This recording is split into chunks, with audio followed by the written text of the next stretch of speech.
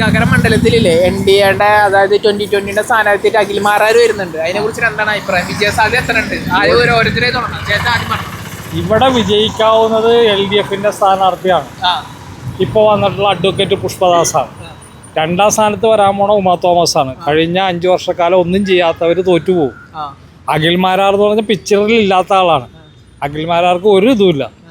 വേറെ ആരെങ്കിലും നിർത്തിയാൽ ഇത്തിരി ഓട്ടെങ്കിലും BJPക്ക് കിട്ടിയാണ്. അഖിൽമാരാർ ബിഗ് ബോസിലൂടെ ബിഗ് ബോസ് ഒക്കെ ഉണ്ടായിട്ട് എന്താ കാര്യം? അതിലും വലിയ ബിഗ് ബോസുകൾ വന്നിട്ട് 10 നല്ലതോടാണ്ട് പോയിട്ടുണ്ട്. കേരളമാണ്. അല്ലാണ്ട് മദ്രാസ് ആണെങ്കിൽ ശരിയാണ്, തമിഴ്നാട്ടിലൊക്കെ കിട്ടും. അല്ലെ ചോദ്യം പറഞ്ഞല്ലേ, ഇപ്പൊ ബിഗ് ബോസ് അദ്ദേഹം പറഞ്ഞ ബിഗ് ബോസ് കണ്ടവരെല്ലാരും അഖിൽമാരാർക്ക് വോട്ട് കൊടുക്കുന്ന പറഞ്ഞു. അങ്ങനെ കാണണി കേരളത്തിലെ മുഖ്യമന്ത്രി ഒന്നില്ലെങ്കിൽ മമ്മൂട്ടി അല്ലെങ്കിൽ മോഹൻലാലാകണം. അവരാവൂലല്ലോ. ചേട്ടന് വീട്ടിൽ നിന്ന് വോട്ടില്ല അഖിൽമാരാർക്ക്? ഇല്ലില്ല, ആർക്കും. LDFന്റെ സ്ഥാനാർത്ഥിക്കൊണ്ട് 5-10 വർഷക്കാലം അവർ ചെയ്ത കാര്യങ്ങൾ മാത്രം മതിയല്ല. ചേട്ടൻ എന്താ പറയാ, അഖിൽമാരാരുടെ വിജയസാധ്യത തൃക്കാക്കര മണ്ഡലത്തിൽ എത്രത്തോളം ഉണ്ട്? ഒട്ടും സാധ്യതയില്ല. ഇവിടെ തൃക്കാക്കരയുടെ മണ്ണ് എന്ന് പറഞ്ഞു കഴിഞ്ഞാൽ അങ്ങനെ ഒരു വർഗീയവാദികൾക്ക് പറ്റിയതല്ല. ഒരു കാരണവശാലും 2020 എന്നുള്ളതിൻ്റെ ബാനറിൽ അഖിൽമാരാർ മത്സരിച്ചാലും അഖിൽമാരാർ സംഘിയാണെന്നുള്ള എല്ലാവർക്കും അറിയാം. അതുകൊണ്ട് ഈ മണ്ഡലത്തിൽ അദ്ദേഹത്തിന് ആ പരിപ്പ് വേവില്ല. അല്ല, ബിഗ് ബോസ് കണ്ട ചേട്ടന്റെ വീട്ടിന്റെ ആൾക്കാരും ബിഗ് ബോസ് കണ്ടിട്ടുണ്ടാവുമല്ലോ. ബിഗ് ബോസ് കണ്ടവരൊക്കെ അഖിൽമാരാർക്ക് വോട്ട് കൊടുക്കുന്ന ഒരിക്കലും ഇല്ല. അതൊക്കെ വലിയ പിള്ളേര് എന്താ കേരളത്തിലെ ജനങ്ങളെന്ന് പറഞ്ഞു കഴിഞ്ഞാൽ അങ്ങനെയുള്ള ഗോസിപ്പുകൾ കണ്ടുകൊണ്ടൊന്നും വോട്ട് ചെയ്യണവരല്ല. അതുകൊണ്ട് അതിനകത്തൊന്നും വീഴാൻ പോണില്ല. ചേട്ടന്റെ വീട്ടിൽ നിന്ന് വോട്ട് പോകില്ല എന്ന് ഉറപ്പാണ്? 100% ഉറപ്പാണ്. ഒരിക്കലും പോകില്ല. ചേട്ടന്റെ ഒരു കാഴ്ചപ്പാടിൽ എത്ര വോട്ട് അഖിൽമാരാർക്ക് കിട്ടും? അങ്ങനെ പ്രത്യേകിച്ച് ഒരു കണക്ക് പറയാൻ പറ്റില്ല. എല്ലാവരും അബദ്ധത്തിന് കുറച്ച് പേര് ചെയ്താലുണ്ട്, അത്രേ ഉള്ളൂ. എന്തായാലും നിലം തൊടാതെ പൊട്ടും. നിലം തൊട ഉറപ്പാണ്, എഴുതി വെച്ചോ. ചേട്ടൻ ഉറപ്പ് പറ, ചേട്ടന്റെ ധൈര്യത്തോട് പറ. ഉറപ്പാണ് പൊട്ടും. 8 നില പൊട്ടും.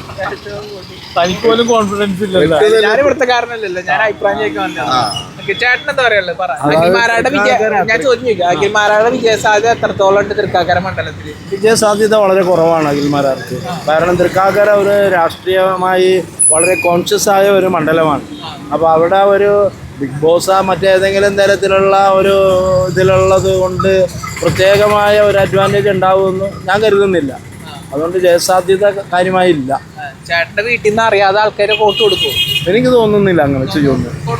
ഇല്ല. ബിഗ് ബോസ് കാണുന്ന ആരെങ്കിലും ഉണ്ടോ വീട്ടില്? ബിഗ് ബോസ് കാണുന്നവരൊന്നും ഇല്ല. ഇപ്പൊ ബിഗ് ബോസ് കണ്ടവരൊക്കെ വീട്ടിൽ നിന്ന് വോട്ട് കൊടുക്കുന്നതാണ് അഖിൽമാരാർ പറഞ്ഞത്. ഇല്ല, അതും കൊടുക്കുമെന്നും എനിക്ക് തോന്നണില്ല. കാരണം നമ്മുടെ ബിഗ് ബോസ് കാണുന്ന യുവതലമുറയാണെങ്കിൽ പോലും അവരും രാഷ്ട്രീയമായി ചിന്തിക്കുന്നവരാണ്. അതുകൊണ്ടിട്ട് വോട്ട് കൊടുക്കാനുള്ള സാധ്യത ഇല്ലെന്ന് തന്നെയാണ് എൻ്റെ അഭിപ്രായം. വേറെ കാര്യം ചോദിച്ചോട്ടെ, അതായത് 10 വർഷത്തെ കേരളത്തിലെ പിണറായി വിജയന്റെ ഭരണം എങ്ങനെയുണ്ട്? ഭരണം നല്ലതായിരുന്നു. നല്ല പെർഫോമൻസ് ആണല്ലോ ഗവൺമെന്റ് കാഴ്ചവെച്ചിട്ടുള്ളത്. അതിലൊന്നും ആർക്കും തർക്കമൊന്നുമില്ല. നല്ല ഒത്തിരി കാര്യങ്ങൾ ചെയ്തിട്ടുണ്ട് കേരളത്തിന്റെ വികസനത്തിന്. 10 വർഷത്തെ വികസനം എന്തൊക്കെയാണ് ചേട്ടൻ കാണുന്നത്? ഇപ്പോൾ ഇവിടെ കേരളത്തിന്റെ പശ്ചാത്തല സൗകര്യ മേഖലയാണല്ലോ ഏറ്റവും കൂടുതൽ വികസിച്ചത്. റോഡുകള്, പാലങ്ങള്, ജയിൽ പൈപ്പ് ലൈൻ പദ്ധതി, അതുപോലെ തന്നെ ആരോഗ്യ മേഖല, വിദ്യാഭ്യാസ മേഖല, ഇതെല്ലാം വലിയ വികസനം നമ്മുടെ നാട്ടിലുണ്ടാക്കിയില്ലേ. അപ്പോൾ അതെല്ലാം കൊണ്ട് നമ്മുടെ നാടിൻ്റെ മുഖച്ഛായ തന്നെ മാറ്റി. അതുപോലെ തന്നെ ഇപ്പോൾ മെട്രോയുടെ വർക്കുകൾ നടക്കുന്നു, വാട്ടർ മെട്രോ. അപ്പോൾ എല്ലാ മേഖലകളും നോക്കിക്കഴിഞ്ഞാൽ ഒരു നല്ല പുരോഗതി കേരളത്തെ സംബന്ധിച്ചിടത്തോളം ഉണ്ടായിട്ടുണ്ട്. സപ്പോസ് എന്താണ് UDF ഭരണത്തിൽ വരെയെങ്കിൽ ആരായിരിക്കും നേതാവായിട്ട് വരിക? UDF ഭരണത്തിൽ വരുമോ? അങ്ങനെ ഒരു പോസിബിലിറ്റി UDF ഭരണത്തിൽ വരൂല എന്ന് മാത്രമല്ല, മോൻ എഴുതി വെച്ചോ, അടുത്ത പ്രതിപക്ഷ നേതാവ് കുഞ്ഞാലിക്കുട്ടി ആയിരിക്കും. ലീഗിന്റെ 25 സീറ്റിൽ അവർക്ക് ബഹുഭൂരിപക്ഷം വരുന്ന സീറ്റ് കിട്ടും. കുഞ്ഞാലിക്കുട്ടി പ്രതിപക്ഷ നേതാവും. എഴുതി വെച്ചോ.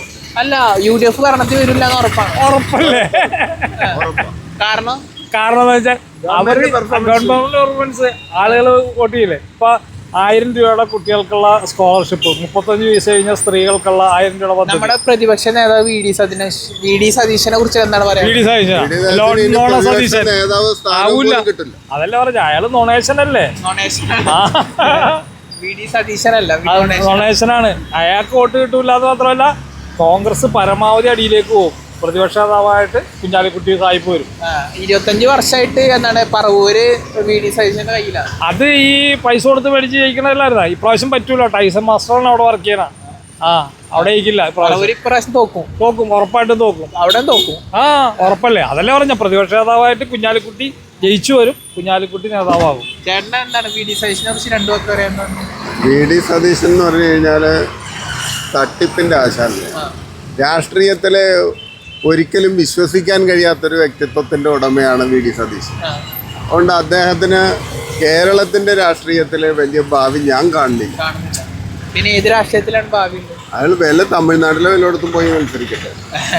കേരളത്തിൽ ഒട്ടും സാധ്യമില്ല. ചേട്ടൻ എന്താ VD സതീശനെ കുറിച്ച് പറയാനുള്ളത്?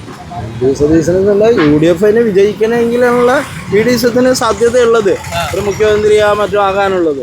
പക്ഷെ ആ ഒരു സാധ്യത ഞാൻ കാണുന്നില്ല.